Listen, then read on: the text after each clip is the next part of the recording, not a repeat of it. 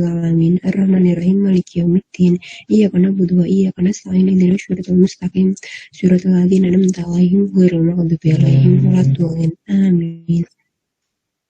Sebentar ya.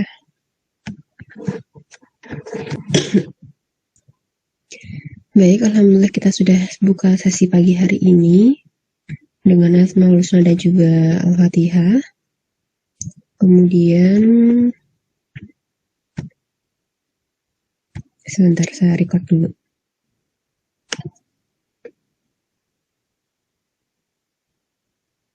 Di sana di tempatnya anuitas di kredit pada bank. Seperti itu. Kalau tidak salah saya ada satu janji untuk memberikan contoh karena komparasinya kalau kredit di bank itu komparasi yang hampir mirip adalah jual beli ya. Karena sama-sama keuntungannya ditentukan dalam bentuk persen. Nah, ini saya ada satu materi dari bukunya Pak Osmed, dosen Fakultas Ekonomi juga dan Perbankan Syariah, di mana dalam bukunya ditampilkan tentang metode perhitungan untuk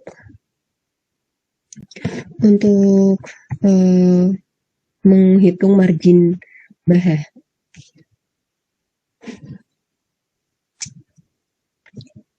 Saya buka dulu.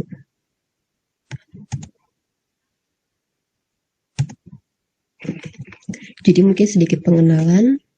Murabahah itu apa? Lalu kredit yang di perbankan konvensional itu bagaimana? Bedanya apa? Kalau di bank syariah, kalau di bank konvensional dulu ya, di bank konvensional semuanya hanya antara uang dengan uang. Bank itu memiliki dua tugas, sebagai menghimpun dana, jadi kalian nabung ke bank, juga tugas lain oleh bank itu juga sebagai penyalur dana.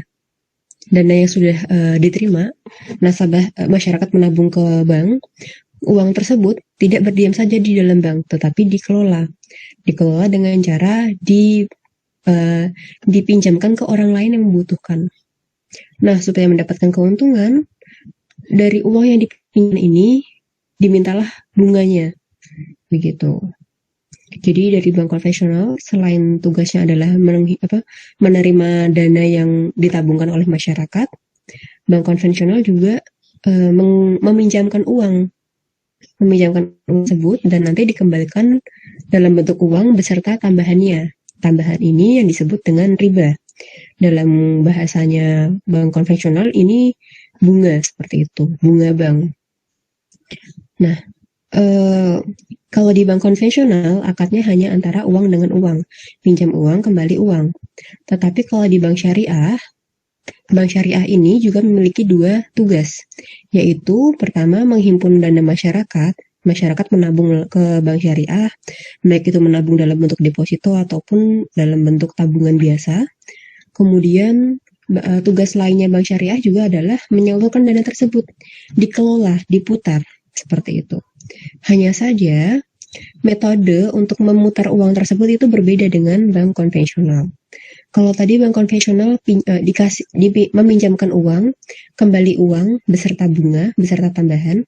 Kalau di bank syariah, ini akadnya adalah pembiayaan. Di mana kalau pembiayaan ini ada berbagai jenis produk pembiayaan.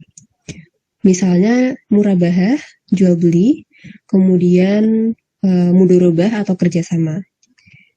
Nah, kalau di bank syariah menyalurkan dana dan masyarakat itu pertama bisa dalam akad mudorobah atau kerjasama, di mana itu artinya bank syariah berinvestasi di usahanya nasabah, seperti itu, usahanya masyarakat, sehingga ketika usaha masyarakat tersebut memberikan keuntungan, maka bank syariah pun juga memperoleh keuntungan karena akadnya investasi. Kemudian produk pembiayaan lainnya adalah murabahah, seperti jual beli, di mana ini artinya bank syariah merupakan sebagai penjual kepada masyarakat. Nah, kalau jualan boleh ambil untung tidak? Tentu saja boleh, karena akadnya jualan. Seperti itu. Dan di sini artinya kalau di bank syariah dengan akad murabahah ini ya, dia tidak hanya transaksinya tidak hanya antar uang saja. Ada barang yang melekat. Ada barang yang menjadi bagian penting di transaksi tersebut begitu. Dan ini diperbolehkan dalam Islam seperti itu. Saya akan coba share screen untuk perhitungannya. Jadi begitu ya untuk bank syariah. Untuk bank syariah itu beberapa produk pembiayaannya diantaranya adalah mudharabah, musyarakah, murabahah atau jual beli, ijarah atau sewa, jual beli pesanan seperti istisna dan juga salam.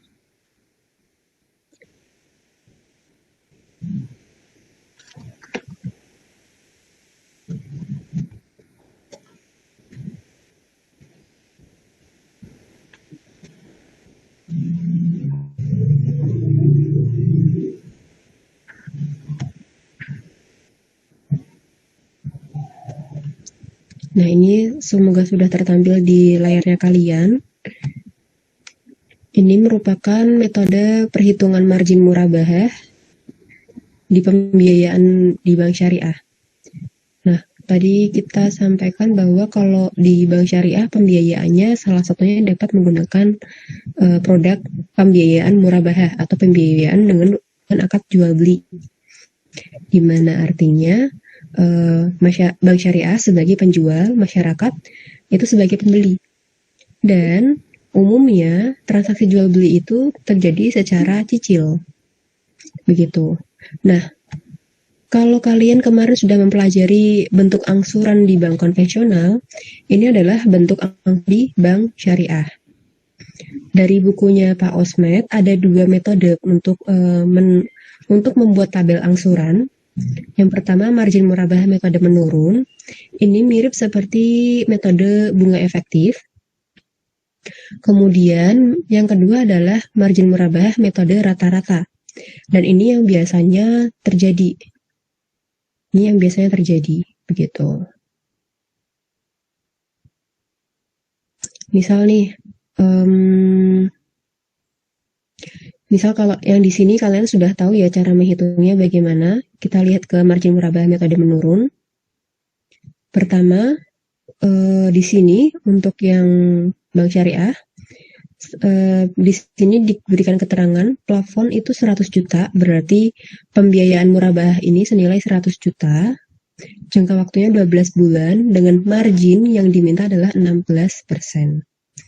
Kemudian untuk menghitung angsuran dari dari nasabah kepada bank syariah dihitung dengan cara begini. Pertama, kita lihat dulu plafon atau kalau di akuntansi umum ya, ini diibaratkan seperti harga perolehan. Misal ini 100 juta itu mobil ya. Bank syariah itu dia tuh menjual mobil kepada nasabah dengan cara cicil, di mana mobil tersebut harga perolehannya adalah 100 juta. Kemudian berarti ini harga perolehannya. Kemudian ketika bank syariah hendak menjual, dia hendak menjual dengan keuntungan 16%. Seperti itu. Jadi kan pastinya kan yang dia menjual dengan harga yang lebih tinggi, bukan dengan harga 100 juta. Kemudian untuk menuliskan di tabel angsurannya nasabah untuk pengakuan di akuntansinya bank syariah juga harus diseparasikan, harus dipisahkan. Harga perolehannya berapa yang diakui setiap bulannya. Kemudian keuntungannya juga berapa yang diakui setiap bulannya. Nah, di sini harga perolehan dibagi 12 juta hasilnya 8.333 dan ini diangsur setiap bulan. Kemudian bank syariah juga perlu menghitung pengakuan keuntungan setiap bulan. Dan ini menggunakan metode bunga efektif, sehingga di sini ya bunga dari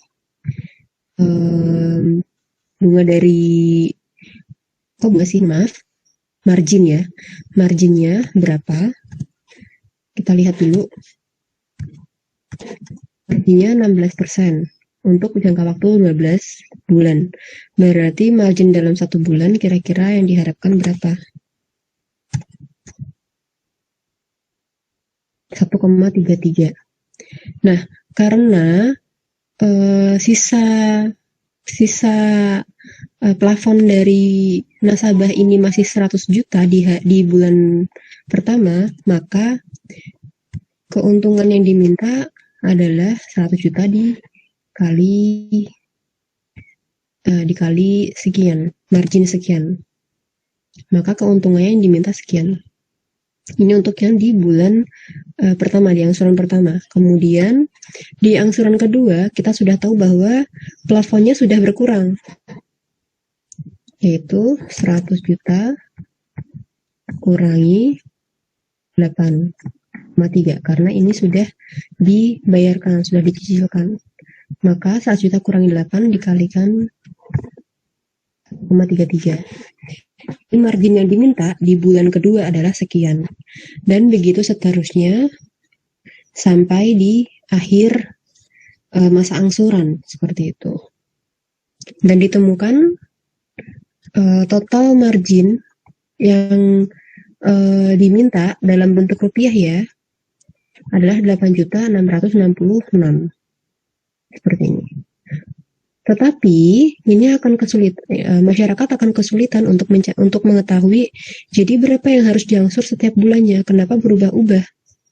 Begitu. Karena di sini kelihatan ya, angsuran bulan pertama 8,3 ditambah 1,3. Angsuran bulan pertama 9,6. Angsuran bulan kedua 9,5. Semakin lama semakin menurun. Karena masyarakat akan kesulitan untuk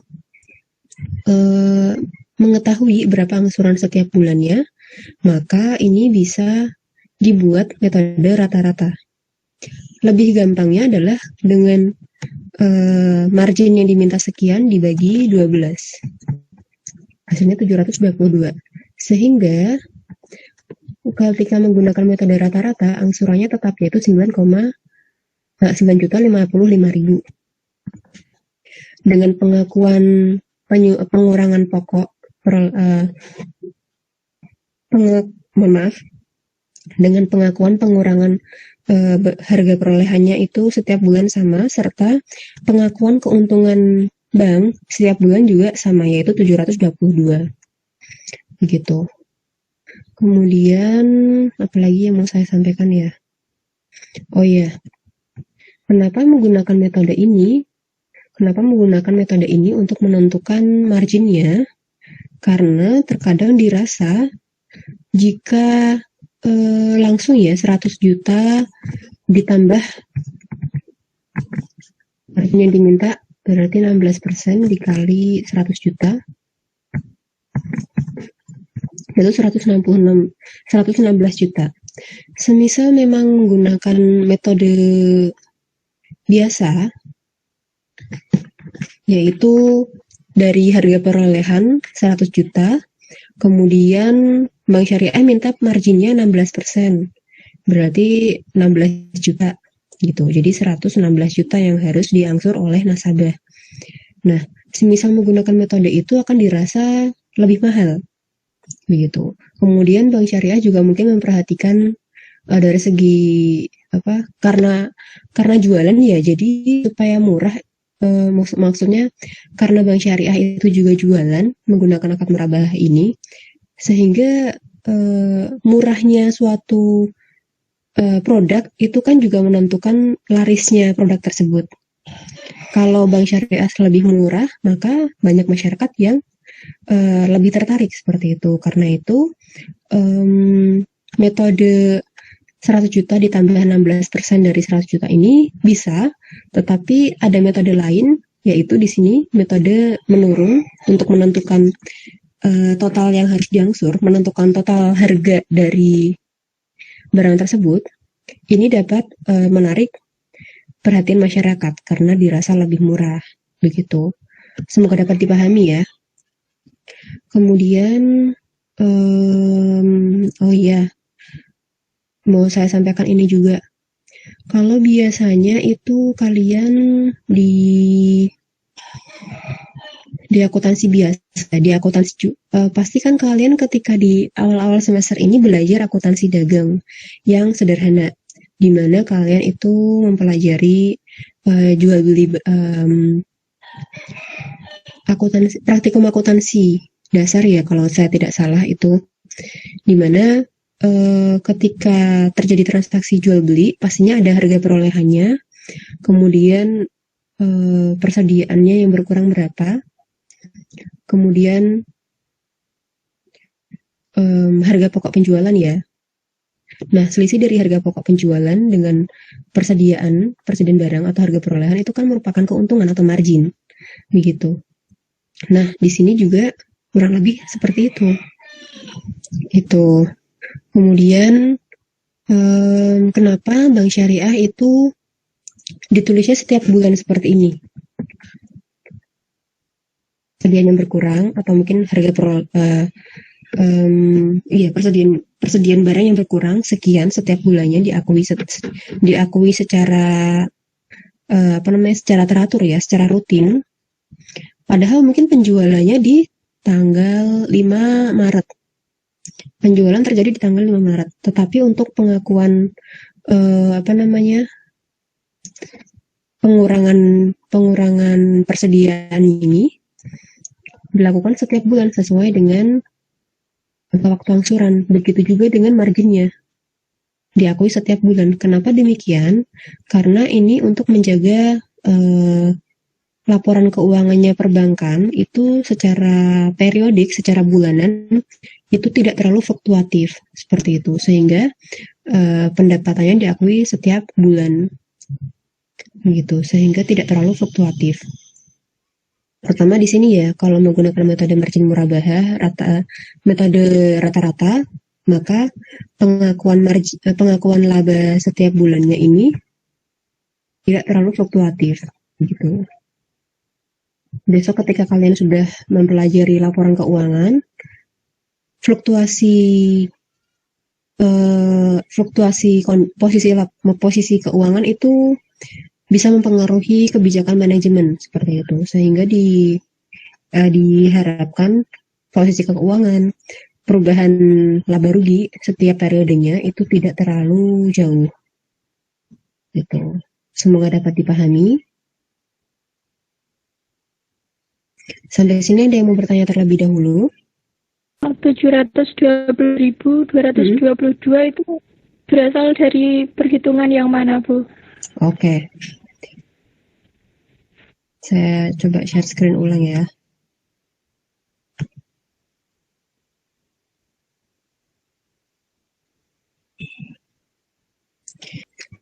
Pertama kita lihat dulu yang metode menurun. Kemarin kita sudah bahas metode kalau di kredit bank konvensional ya, metode bunga biasa, metode bunga efektif, dan metode bunga anuitas.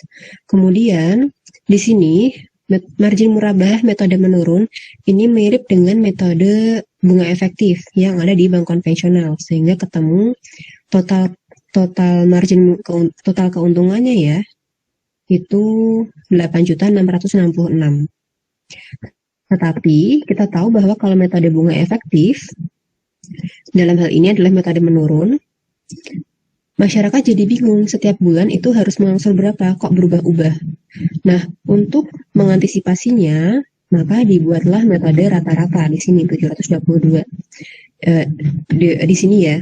Dan margin yang diakui oleh Bank Syariah setiap bulannya adalah 722. Ini ketemunya dari mana? Yaitu dari, kita lihat dari metode menurun nih, ketemu bahwa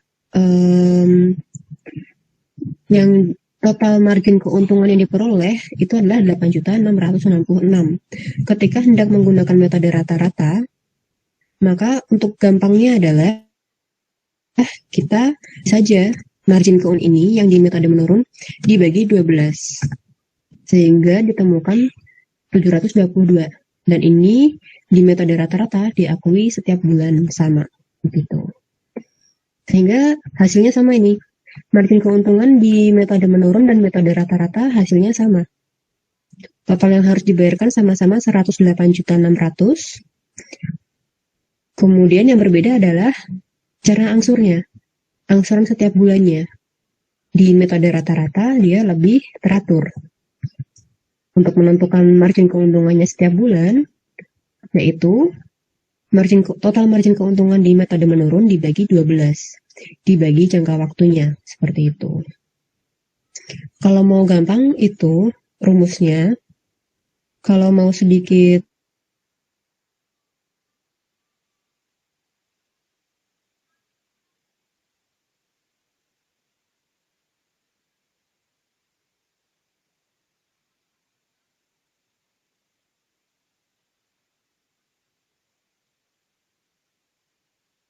metode menurun. Iya. Harus dihitung dari metode menurun dulu, Bu, karena kan marginnya dari total metode menurun baru dibagi 12. Sehingga bisa menghasilkan margin rata-rata. Iya. Nah, sebetulnya untuk margin metode rata-rata ini ada rumusnya. Di sini ya, saya tuliskan tadi. Seperti ini. Di bukunya Pak Osmed pun juga tidak ditulis dalam bentuk persamaan, tapi ada di tabelnya gitu. Rumusnya adalah dari jangka waktu. Saya coba tuliskan ya, JWK ditambah 1. Ini dikurung dulu.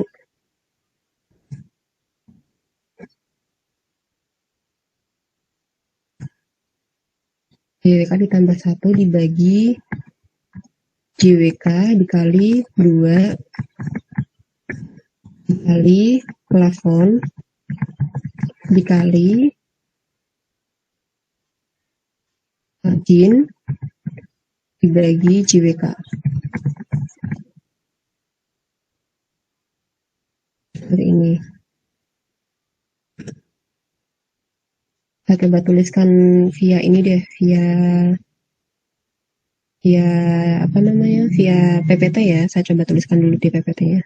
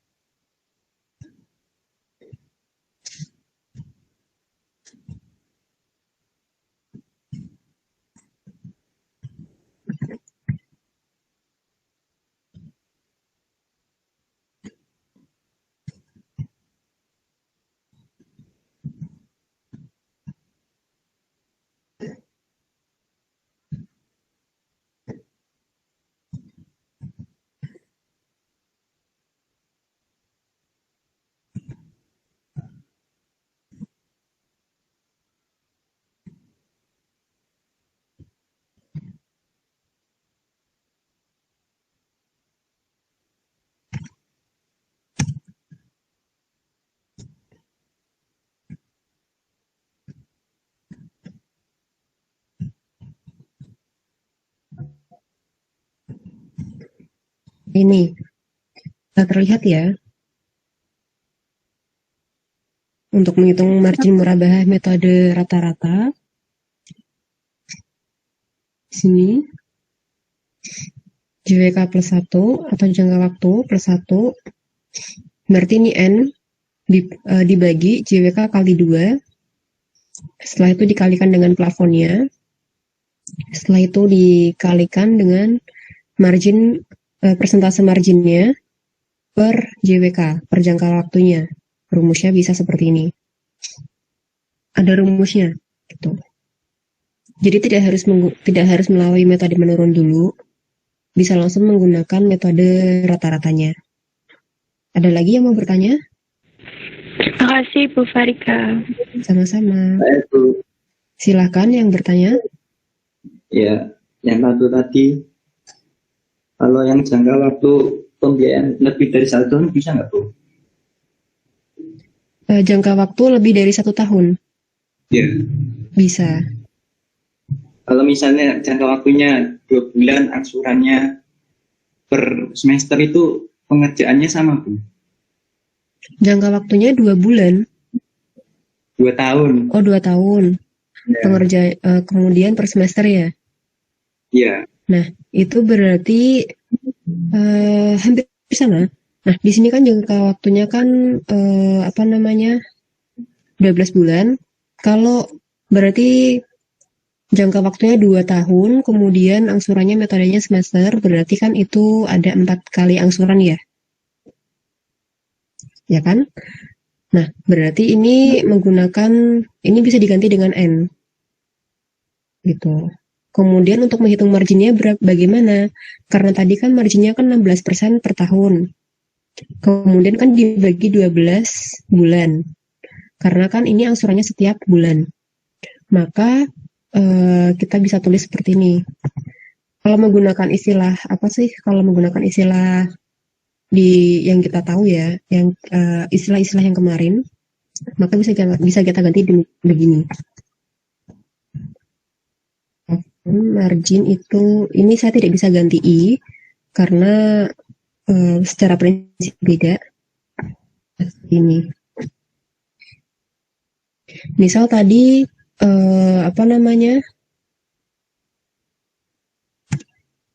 ini berarti bukan 16% per N. Dia margin kali tahun.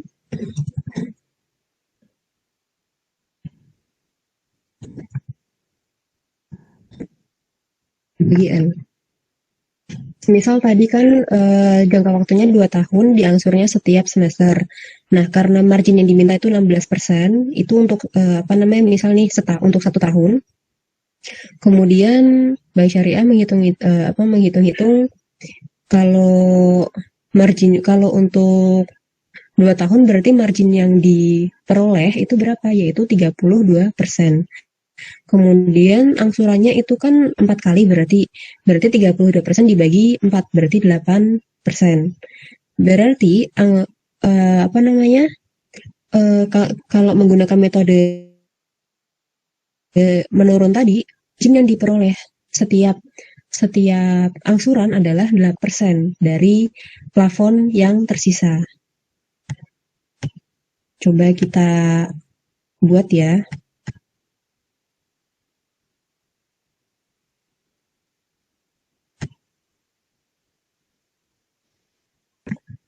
Kemudian metode angsuran per semester. Maka di sini plafon 100 juta ini akan diangsur berapa setiap angsurannya, yaitu dibagi 4. Ini angsuran ke 1, angsuran ke 2, dan seterusnya.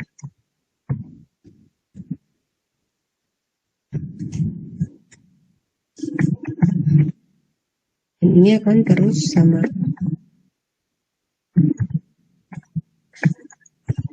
Kemudian tadi saya sampaikan karena ini marginnya 16%, maka margin per 6 bulan 8% ya.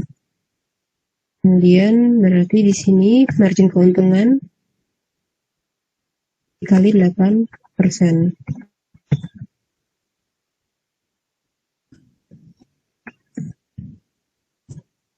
Kemudian margin di bulan kedua berapa? Yaitu 100 juta dikurangi 25 juta karena di angsuran pertama sudah sudah diangsur 25 juta, dan begitu seterusnya.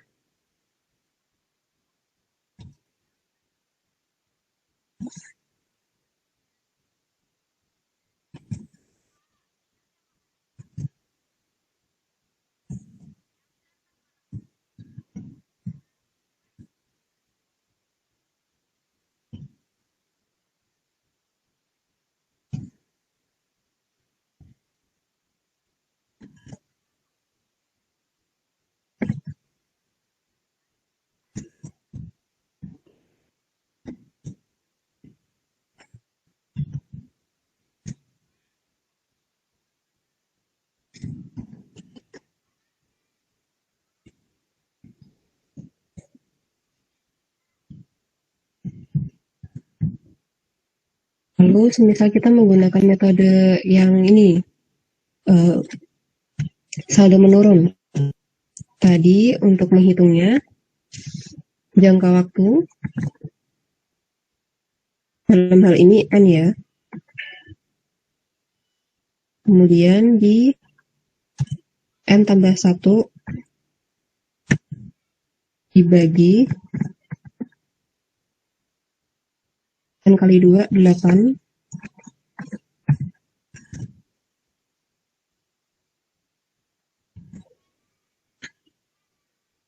Kali 100 dikali tadi 8%. Hasilnya 5 juta. Ini untuk yang metode menurun. Oh bukan, rata-rata, mohon maaf. Misal di sini angsurannya sama. Angsurannya sama ya, 25 juta semua.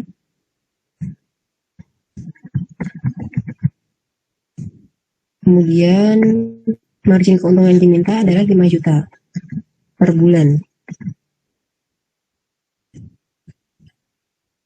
Sama semua ya.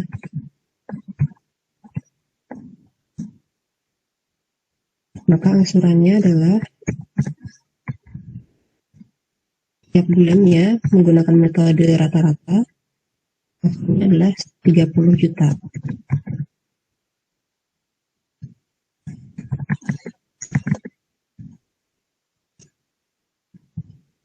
Nah, seperti ini.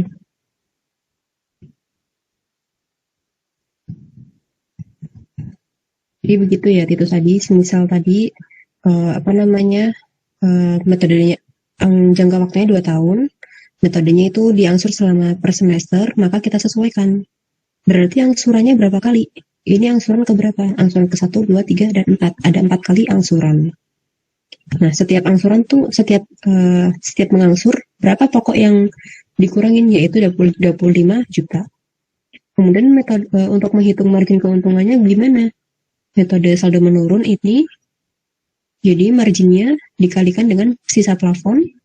Kemudian metode rata-rata, kita menggunakan rumus metode rata-rata terlebih dahulu, sehingga ketemu margin keuntungan yang diakui setiap bulannya. Hasilnya sama, plafonnya sudah kembali 100 juta, sama, marginnya juga sama, 20 juta, kemudian total yang diangsur juga sama. Dengan metode rata-rata ataupun menurun, sama semua. Begitu, bisa dipahami, Titus? Bisa, Bu, makasih. Sama-sama. Nah, itu ya untuk yang margin murabahah. Nah, semisal tidak ada yang mau bertanya lagi, bisa kita lanjut ke materi selanjutnya. Berapa saja. Data bisa kita terapkan dalam hal untuk menghitung penyusutan. Ternyata matematika keuangan tidak terbatas hanya untuk kredit saja, tetapi juga untuk penyusutan juga kita bisa menghitung menggunakan metode bunga ini, begitu. Pertama, kita pahami dulu penyusutan itu bagaimana. Ada yang sudah dapat materi tentang penyusutan? terutama di mungkin perpajakan atau mungkin akuntansi dasar. Biasanya kalau di perusahaan itu kan pasti punya aset. Aset berupa tanah, bangunan, mesin, kendaraan. Itu kan masuk di neraca. Nah, ternyata dari aset-aset ini, terutama bangunan, kendaraan, dan mesin, itu kan digunakan untuk operasional usaha. Ternyata meskipun barangnya masih ada, tetapi nilainya itu berkurang, begitu. Nilainya berkurang, dan penyusutan ini akan menjadi biaya di laporan laba rugi, seperti itu. Misal nih, kalian jual beli sembako gitu ya, terus kalian punya aset berupa mobil pick up untuk mengangkut barang-barang yang kalian beli dari grosir atau mungkin dari pasar, kemudian kalian gunakan mobil tersebut untuk mengangkut barang-barang yang kalian jual untuk kalian taruh di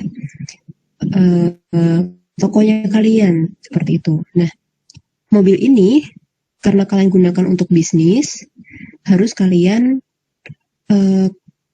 biayakan, seperti itu. Harus kalian biayakan supaya laba ruginya kalian di akhir nanti lebih sesuai gitu, lebih sesuai secara hitungan.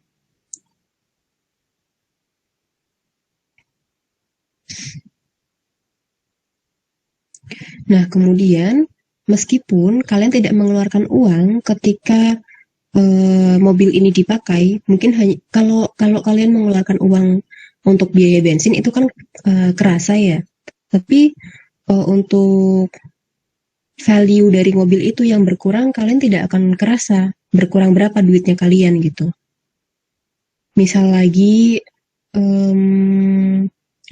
kalian punya motor nih, kalian beli motor itu harganya 15 juta, setelah 3 tahun pasti kan nilainya sudah bukan 15 juta lagi karena sudah kalian pakai. Nah, inilah yang dimaksud dengan penyusutan. Kalian beli 15 juta, 3 tahun kemudian mau kalian jual, masih lengkap semua, tidak ada yang berkurang, bahkan mungkin kalian tambahi dengan berbagai stiker-stiker seperti itu, tetapi ternyata ketika kalian jual, nilainya menurun gitu. Nilainya berkurang, tidak 15 juta lagi. Itu dikarenakan adanya penyusutan karena kalian sudah menggunakan motor kalian, seperti itu. Nah, di penyusutan di akuntansi ya biasanya, akuntansi maupun perpajakan biasanya itu menggunakan metode rata-rata dan metode penurunan serta gabungan. Gitu. Metode rata-rata itu contohnya adalah metode garis lurus, metode jam kerja mesin, kemudian metode unit produksi. Untuk metode penurunan, biasanya menggunakan jumlah angka tahun atau menggunakan metode persentase. Lalu ada juga metode penyusutan gabungan dari berbagai metode ini, seperti itu. Tetapi kita tidak akan mempelajari metode-metode tersebut karena insya Allah akan kalian pelajari di mata kuliah yang lain, maka kita akan fokus pada metode bunga majemuk. Yang mana jarang digunakan ya. Jarang digunakan metode anuitas ini. Metode bunga majemuk ini sebagai penyusutan.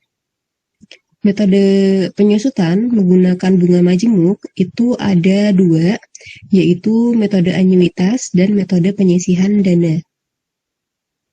Nah, kenapa metode bunga majemuk ini jarang digunakan? Pertama, karena biasanya mahasiswa itu masih mempelajari perusahaan skala kecil, gitu. Sehingga kalian biasanya mempelajari yang metode rata-rata dan metode penurunan. Karena perusahaan skala kecil biasanya menggunakan metode rata-rata dan metode penurunan. Sedangkan perusahaan yang skalanya sangat besar, mereka umumnya menggunakan metode bunga majemuk. Seperti itu. Karena itu kalian di kedepannya akan lebih banyak mempelajari metode rata-rata dan metode penurunan. Karena contoh kasus di akuntansi biasanya adalah perusahaan yang masih skala kecil. Di perpajakan pun biasanya metode penyusutan aset yang digunakan adalah metode rata-rata, garis lurus, atau metode saldo menurun, metode penurunan seperti itu.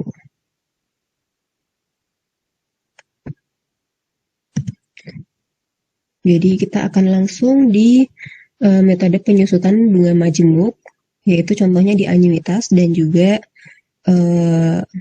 penyisihan tadi. Nah, di sini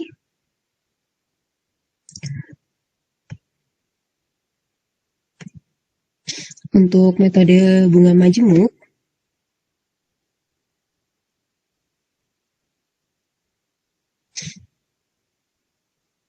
biasanya ini memperhatikan opportunity cost atau biaya kesempatan. Nanti akan kita bahas lebih mendalam kalau kita sudah selesai mengerjakan soal yang ini, begitu ya. Ini adalah pertama metode anuitas, di mana nilai aset itu dipandang sebagai present value. Maksudnya bagaimana? Misal, oke, kalian beli mesin ini dengan harga 50 juta. Nilai visanya itu 10 juta. Umur ekonomis asetnya selama 5 tahun. Berarti setelah 5 tahun nanti nilai aset ini berarti setelah 5 tahun nilai asetnya akan menjadi 10 juta saja. Seperti itu. Tetapi misal nih, harga mesin ini itu sekarang 50 juta. 5 tahun kemudian dengan mesin yang sama harganya kira-kira bakal berubah atau sama. Pasti kan ada perubahan. Apalagi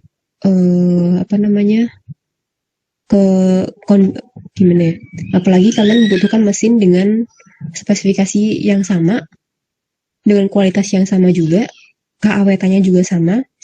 Ternyata setelah 5 tahun harganya tidak 50 juta, harganya lebih tinggi dari itu.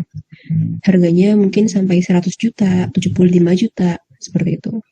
Sehingga di metode anuitas ini perlu memperhatikan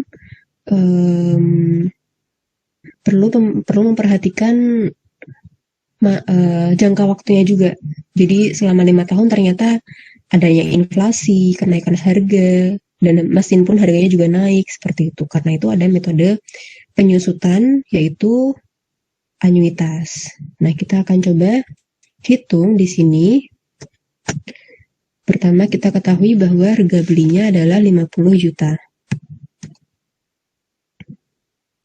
Kemudian nilai sisa 10 juta, umur ekonomis 5 juta, tingkat bunga efektif 18%.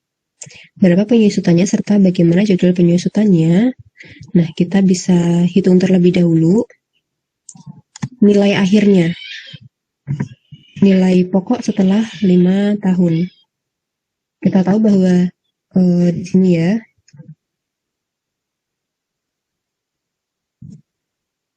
setelah 5 tahun kemudian,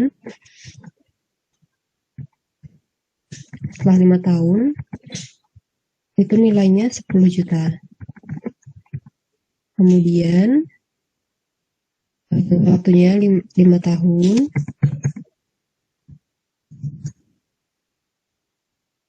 N5 karena ini menggunakan metode tahun. Kemudian, I, atau di sini ditulis R, tetapi ditulis I juga boleh. 18% per tahun berarti 0,18. Kemudian kita menggunakan rumus sederhana dari present value, future value, yaitu P sama dengan S plus dikali 1 plus I pangkat min N.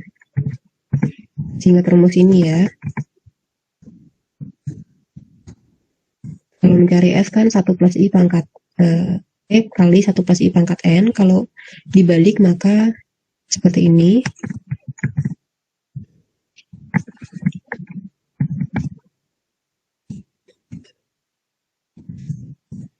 Hasilnya adalah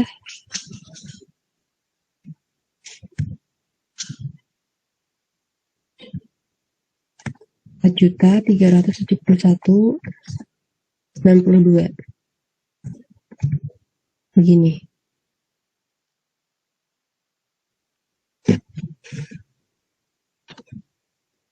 Kemudian kita bisa mencari tahu AN-nya dulu.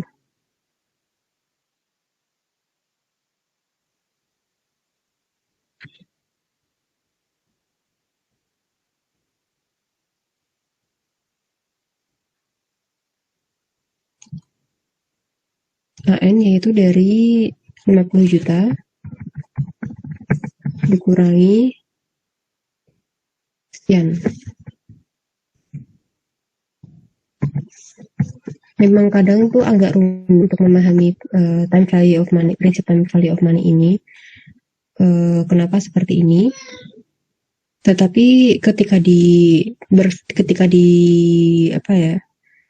dirumuskan dengan proses berpikir, kita akan memahami bagaimana orang-orang Barat itu berpikir kenapa kok bisa ketemu uang nilai segini gitu.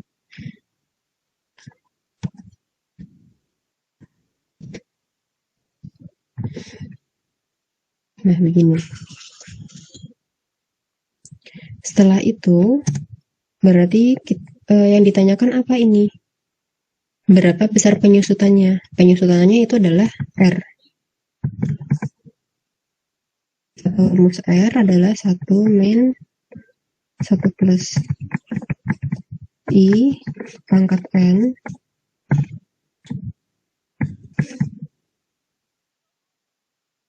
bagi I sama dengan 1 min 1,8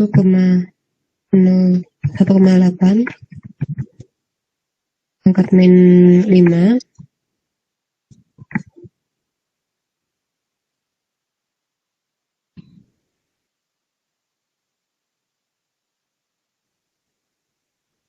sorry saya salah tulis ini rumus AN ya.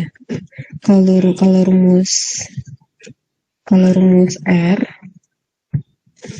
berarti AN I bagi 1 min 1 plus I pangkat min N.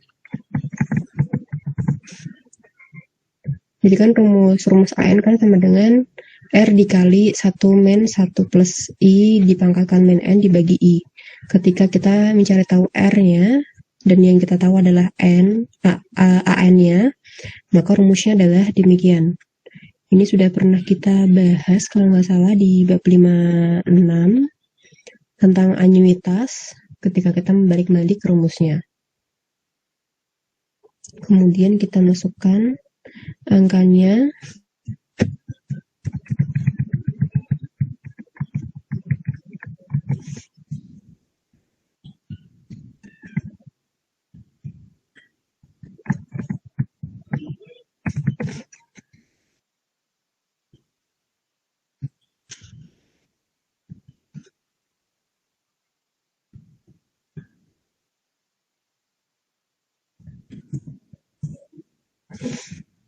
Hasilnya adalah, coba kalian hitung dan share di chatroom ya.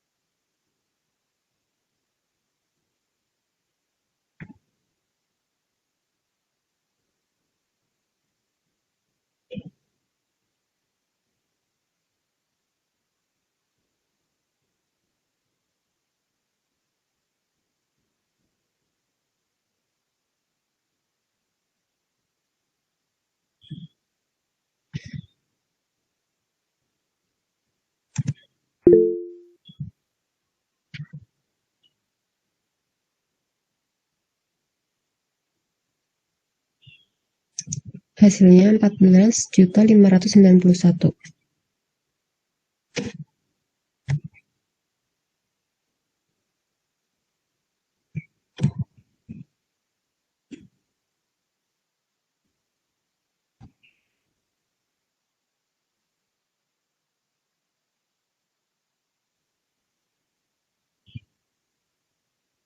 $591.122,6.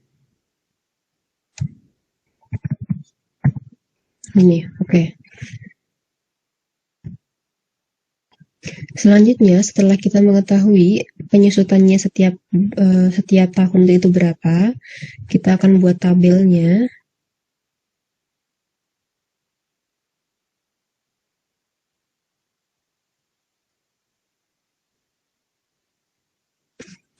Tahun pertama, penyusutan per tahun.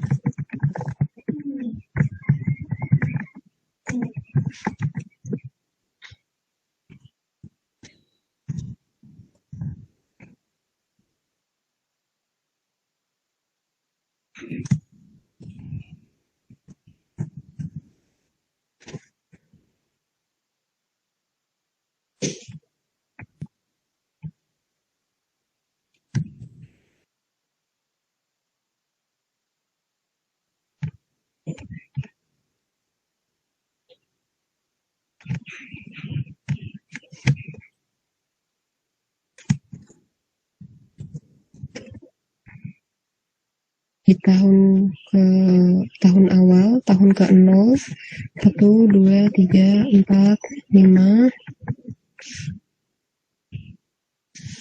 Kemudian tadi penyusutannya berapa?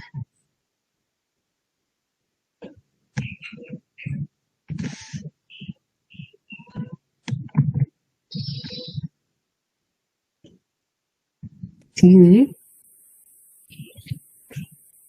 Kemudian setiap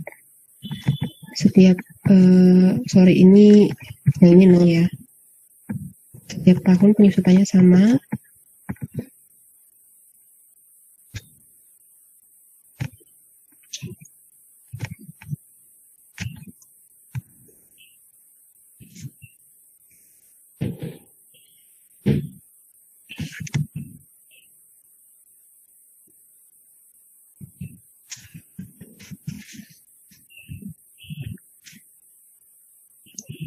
Hasilnya kalau kita total 72.955.613,00.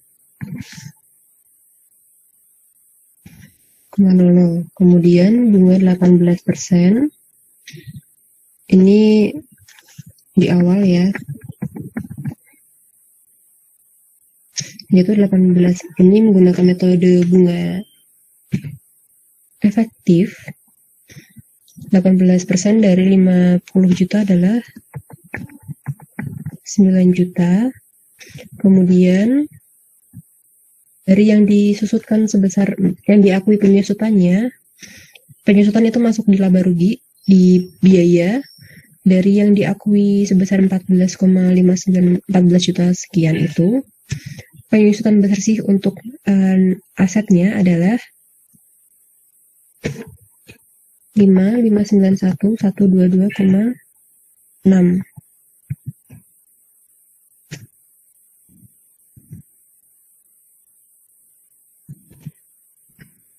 Kemudian 50 juta kurangi sekian, hasilnya adalah 44.408.877,4.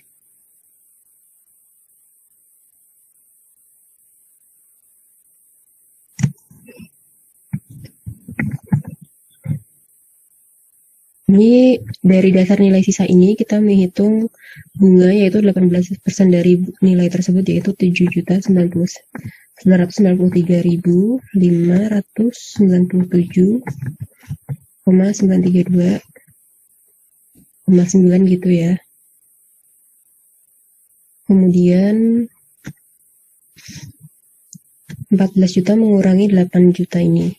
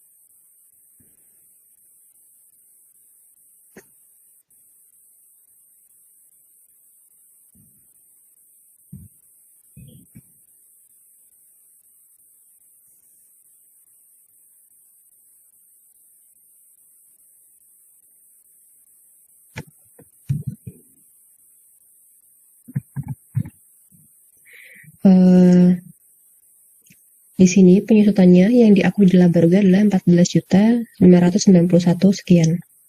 Kemudian di tabel aset ini, tabel penyusutan aset, di sini ternyata 14 juta ini tidak langsung mengurangi nilai asetnya, tidak. Tetapi kita hitung di sini 50 juta dikali 18%, bunga 18%, yaitu ketemunya 9 juta. Maka dari nilai penyusutan yang 14,5 ini, 9 juta untuk bunga, kemudian sisanya 5,5 ini mengurangi nilai asetnya, begitu. Begitu seterusnya, sehingga nilai aset sisa di tahun kedua, di akhir tahun pertama itu adalah 44 juta. Kemudian ini menjadi dasar untuk menghitung bunganya, yaitu 18%, sehingga hasilnya 8 juta sekian. Kemudian dari nilai penyusutan yang diakui di laba rugi 14,5, ini 8,9 diakui untuk yang bunga, sisanya ini baru untuk penyusutan bersihnya, mengurangi nilai asetnya. Sehingga di akhir tahun kedua nilai asetnya adalah 44 dikurangi 6,5, sisanya 38 juta. Begitu seterusnya di bulan ketiga, bulan keempat, dan bulan kelima. Kita masih menghitung di sini. Saya baru sampai sini.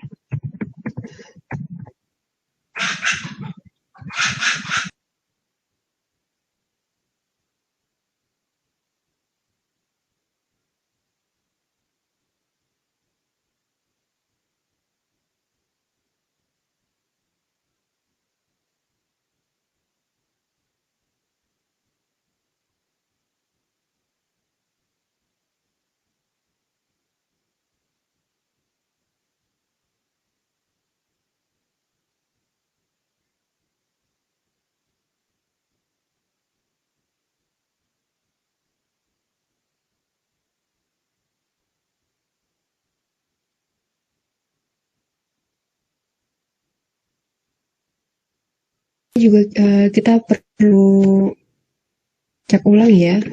Pada intinya adalah nilai sisa di akhir tahun kelima itu harusnya 10 juta. Semisal tidak 10 juta berarti ada yang keliru.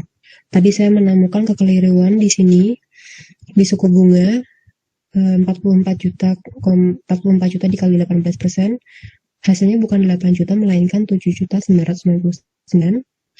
Kemudian 14.591.122 6 kurangi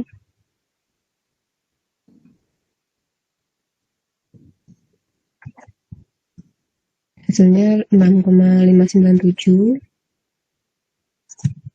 Sudah benar.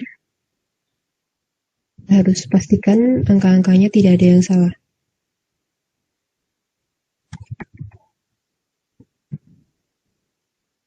Nah, di sini ternyata angkanya salah. Yaitu nih 12 juta ya.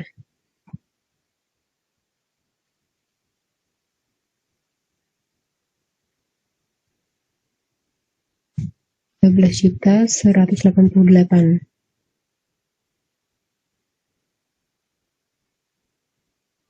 Ya, bismillah. Insya Allah sudah benar. Kemudian, nah di sini adalah 37 juta. Bukan 38, tetapi 37 juta 800.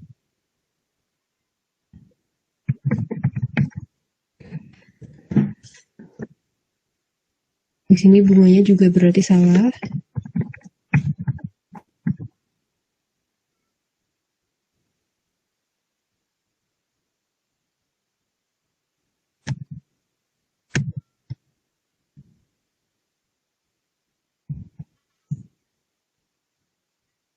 Di sini juga tidak tepat.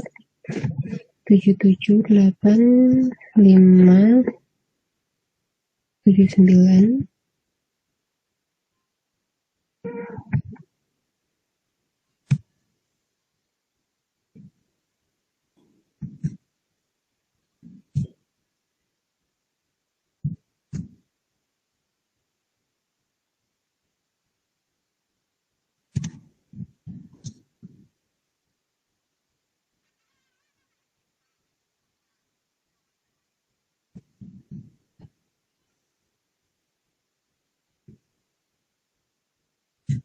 Nilai sisanya di akhir tahun ketiga juga berubah ya.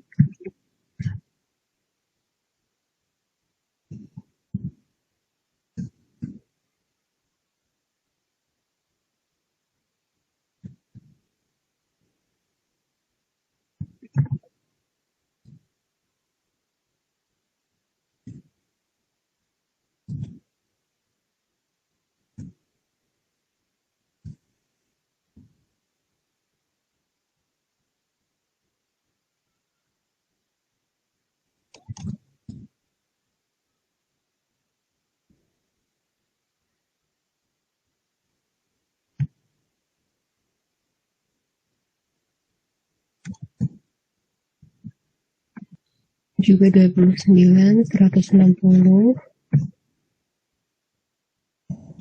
109,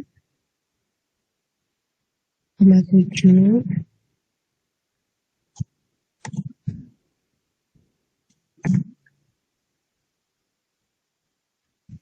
Di sini 20 juta, 839,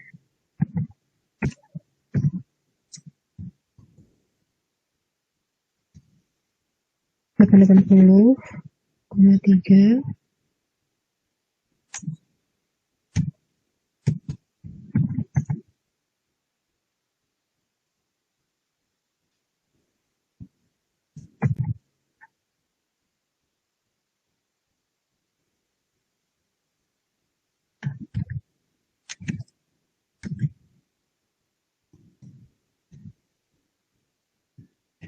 751, 178,4,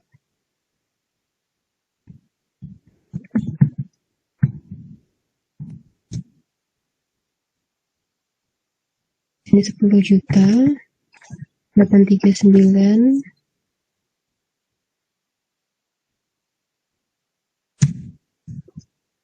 944,2,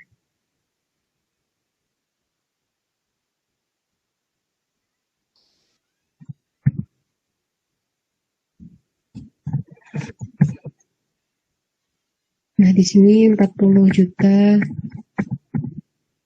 63,85, 8 gitu ya. 9 di sini. Dan ini kurang lebih 10 juta, plus minus ya, 10 juta.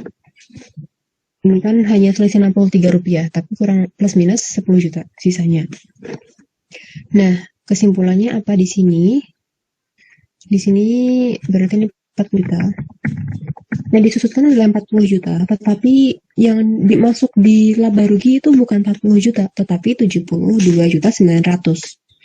Berarti ada sekitar selisih 32 juta sekian. Nah, kenapa demikian? karena perusahaan itu memperhatikan adanya inflasi, adanya kenaikan harga dari aset tersebut, adanya inflasi terutama ya. Nah, karena itu perusahaan, terutama perusahaan besar, itu menggunakan metode penyusutan anuitas ini supaya mereka itu dapat mencadangkan mencadangkan dana sebesar 32 juta untuk pengadaan aset ini sendiri gitu. Karena itu metodenya seperti ini. Kalau metode garis lurus, metode saldo menurun, itu umumnya nilai asetnya itu 50 juta, yang disusutkan itu juga ya segitu. Misal di akhir tahun kelima itu nilai sisanya adalah 10 juta, maka yang disusutkan adalah 40 juta selama 5 tahun dengan rincian metode penyusutan dengan dengan jumlah penyusutan setiap tahunnya itu sekian, sekian, dan sekian. Tetapi kalau di total di akhir tahun kelima yang disusutkan tetap 40 juta seperti itu. Kalau metode bunga majemuk ini dalam hal ini adalah anuitas yang disusutkan, yang dibiayakan di laporan laba rugi itu 72.900.000. Jadi itu yang membedakan antara metode bunga majemuk dengan metode penyusutan yang lain-lain yang akan kalian pelajari di mata kuliah yang lain. Sampai sini ada yang mau bertanya dulu?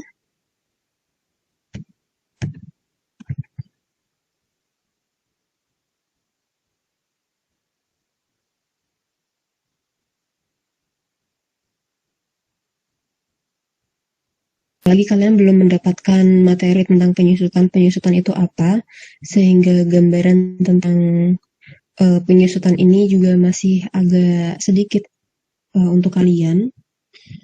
Pada dasarnya penyusutan itu adalah biaya yang belum kalian keluarkan secara kas, seperti itu. Tapi masuk ke biaya, masuk ke laporan laba rugi, begitu. Nah, kalau di perusahaan besar, tadi sudah saya sampaikan, setelah 5 tahun kemudian ternyata aset yang sama itu harganya lebih tinggi, aset mesin dengan spesifikasi yang sama, tingkat keawetan yang sama, itu ternyata harganya lebih tinggi 5 tahun kemudian, maka perusahaan memperhatikan adanya inflasi. Tapi biasanya kalau di perusahaan kecil, metode yang digunakan untuk penyusutan aset tidak serumit ini. Gitu. Biasanya menggunakan metode garis lurus, metode rata-rata, atau metode saldo menurun, metode penurunan. Seperti itu. Tetapi ketika kalian kaitkan tentang adanya inflasi, ternyata metode penyusutan itu bisa lebih bervariatif lagi. Ibaratnya itu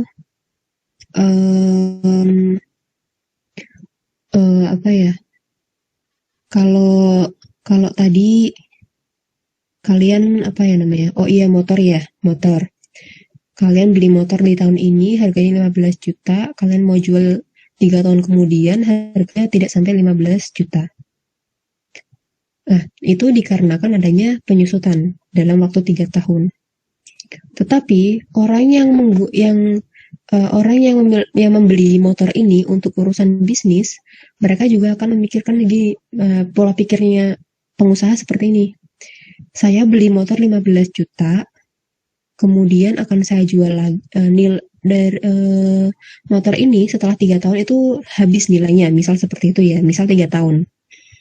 Padahal kalau motor itu 5-10 tahun ya, tapi ini kita misalkan 3 tahun. Saya sebagai seorang pebisnis, mungkin saya punya persewaan motor, kemudian setelah 3 tahun ini motornya sudah tidak bisa saya pakai karena nilainya sudah habis, maka 3 tahun kemudian saya harus membeli motor baru. Masalahnya adalah setelah 3 tahun kemudian saya mau beli motor baru dengan spesifikasi yang kurang lebih sama, harganya itu sudah jauh lebih tinggi. Harganya bukan 15 juta lagi. Seperti itu. Dengan pola pikir seperti ini, maka saya harus menyisihkan dana cadangan supaya 3 tahun kemudian saya bisa membeli motor dengan kurang lebih spesifikasi yang sama dan uangnya pun ada, begitu. Kalau penyusutan biasa kan ibaratnya motor 15 juta, dalam waktu 3 tahun itu nilainya habis, jadi misal 0 gitu ya. Berarti setiap bulan ada biaya penyusutan aset motor ini 5 juta.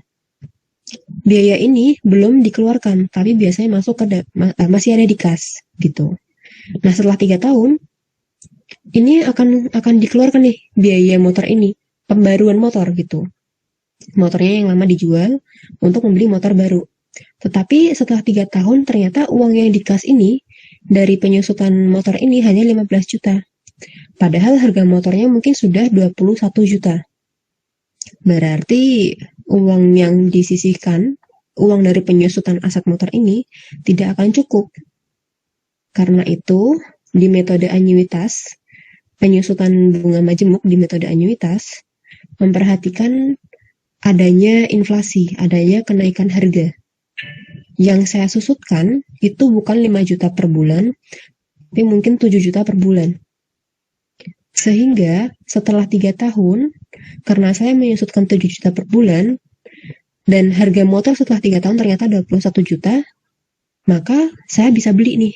Saya jual motor saya, motor saya yang lama ini sudah habis nilainya, kemudian dengan penyusutan yang sudah saya lakukan yaitu 7 juta per bulan, uangnya ada di kas, maka saya bisa membeli motor yang baru seperti itu.